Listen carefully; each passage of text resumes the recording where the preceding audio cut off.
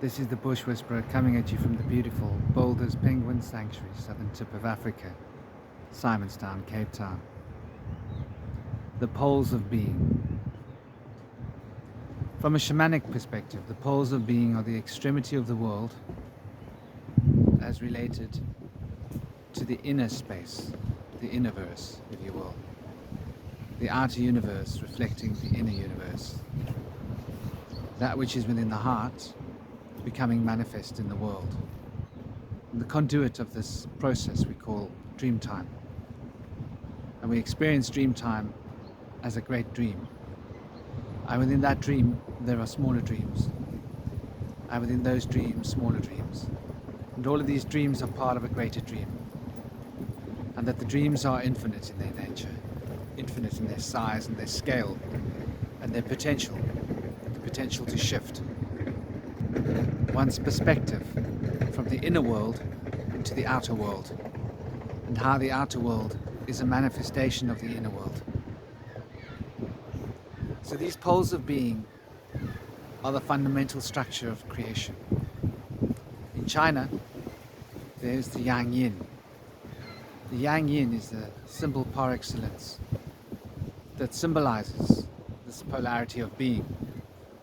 That the polarity of being is the fundamental way in which the structure of reality is able to exist. So let's take this apart a little bit.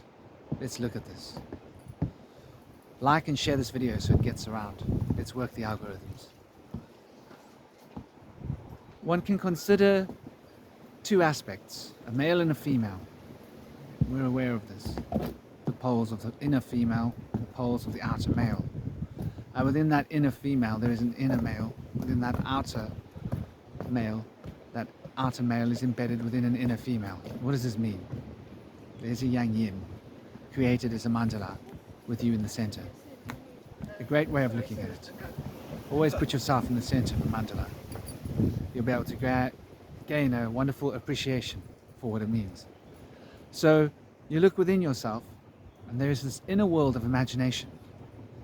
In the mental plane, if we shall give it a name. And that mental plane is essentially a subjective one, right? Though the experience of the subjective inner plane is an objective experience. Consider this for a moment. An objective experience, an objective mode of travel through this inner world. And this inner world expresses itself in a very masculine way, right? So the expression route for this inner world is a masculine expression. And so the expression of being is what's bringing inside of you out into the world. But the world you're bringing it out into is an impression we take back from the world. And so we get an impression of ourselves behaving in the world, expressing ourselves outwards, and the world is reflecting it back at us. So we can consider this process of expression to be a masculine force. And the impression of the world that captures this expression of being is a feminine reality. And as we look inside ourselves, we notice that there's a feminine counterpart to the inner world. But the feminine aspect of the inner world is also being expressed. And it seems to be an expression that, on some level, points its finger back at the world. For what we experience in the world is what we will think about, what we will dream about. My son was telling me some wonderful stories about his dreams this morning. Had me giggling. He had us all laughing our butts off, where he has his pancakes, when he was explaining about his ninja suit that he put on, because there was a zombie causing trouble with him, so he went to put on his ninja suit, and he was taking on the zombie. He was describing in great intricate detail this ninja suit and the katana and everything that he had. So the reality that we're experiencing will forge our inner reality in the same way that our inner reality forges the outer reality. So we could consider the reality of the outer and the inner as a single reality if we really want to, and that the inner and the outer are distinctions that we draw upon, and that we inflict upon reality in a sense. And so this polarity of being one can consider as a human function, the function of consciousness, the function of experience, is both to receive information and to express information. And then we start to realize as we go deeper into this process that we are actually receiving what we're expressing. And we start to notice that what we express is a product of what we're receiving. And so what came first, the chicken or the egg? And this is the fundamental structure of reality, the poles of being. The one pole being that inner receptivity, which one can consider as a masculine process of a feminine experience. And what we receive from the world is a feminine process of a masculine structure. But what we do with the world is a masculine process of the feminine structure outside, and vice versa on the inner planes. So you can see that when we really consider polarity, there are four. This is why the cross has often been a wonderful symbol, symbolizing the polarity. For we think of polarity as having two poles, but when we consider polarity, there are four poles. And even if one considers a polarity as two, one needs to take into account that there is the balance of the polarity. There's the product of the polarity. So when one considers the product of the polarity, one has three. So wherever there's a polarity, there is actually a trinity. Trinity is the structure of polarity. Shall we say that polarity is the mystic echo of the Trinity, and that the Trinity is the expression of the polarity? And so we start to notice that there's this relationship between the number 2 and the number 3. And when we consider the polarity in this way, we realize that the number 1 is essentially what's being expressed. One thing is being expressed as a polarity, and that polarity is being reflected back at us in completeness as a trinity. And so we have this trinity, which is the expression of polarity, making the impression upon us. And the impression upon us, we then produce another polarity, creating another trinity. And so we can see these two trinities operating, one on the way out and one on the way in. Polarity is the sign of the heart. Polarity is the power of the heart. The sphere of polarity relates to that fourth principle of Hermes. We all know this. We've all studied this. If you haven't, go and look up the Hermetic principles. There are 7 of them. They're very simple. Polarity is thus as above, so below. So the concept of as above, so below is an expression of here. And here contains both above and below. When we can consider the inner instead of the above, and we can consider the outer instead of the below. Might be better, might be more accurate to do so. For the above and the below can be considered as morals, and we do not wish to confuse the concepts with morals. For morals are of an emotional nature, concepts are of a mental structure. And if you're going to draw accurate geometry, it's best not to get lost in the color. Best to focus on the specific paradigm and the quantity or the quantification of these paradigms in terms of their relativity.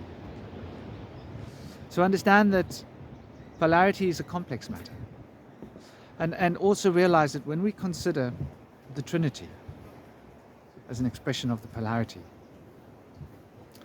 this Trinity then has to be considered as a whole. So one has a polarity, then we have the two poles of that polarity, right? And when we take this into account, there is the balance of the polarity. So there are actually 4 principles at work here when we consider the Trinity. For when you have three things and you want to combine them, you have to take into account all three. You can't say, well, we're taking the balance of the polarity and we're taking the one pole and the other pole. That adds up to three.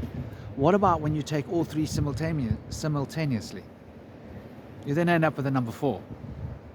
So we can see that 3 is a mystic number of 4 in this way. So 4 becomes an expression of polarity in the next octave of being. Same polarity, next octave, 4. And so on and so on. We do the same structure with 5. 5 is once again expressing the polarity. In the way that the Trinity is expressing the duality, we have the two poles, two sets of polarity. And these two sets of polarity have a balance between the two sets of polarity. And thus we have a form of a Trinity.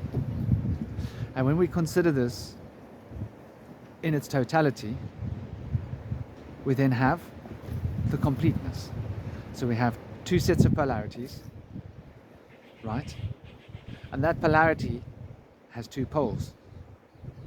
So we need to consider the fourth aspect as becoming the fifth aspect, and so on. So numerology is a progressive science, and it starts with the monad and it progresses out. I hope I'm not overcomplicating this for you. This is a slightly philosophical one. For those of you that are listening to this, it might help to draw it on a piece of paper using square, triangles and such. It will give you a better way of considering it when you actually start to draw it. Because the act of drawing is to draw, as one draws water from a well, one draws something from within oneself. One draws it out into the world. Josh, come here, my darling. Hello. Hi. And so drawing is a fundamental expression of being, one could say. And one is able to thus realize. So in this way, we draw from within ourselves. I had to make sure that my son wasn't too wild and boisterous with the little baby. He was all over that little girl. She was really beautiful. So this polarity, which is the source of the Trinity, which is the source of the quad, and the quad becomes the pentagon. We can see these steps as all being reflections of the fundamental polarity of being, the inner and the outer. And it goes on with 6 and 7 and 8 and 9 in such manner. 9 then becomes the fundamental expression of the Trinity, reapplied to itself.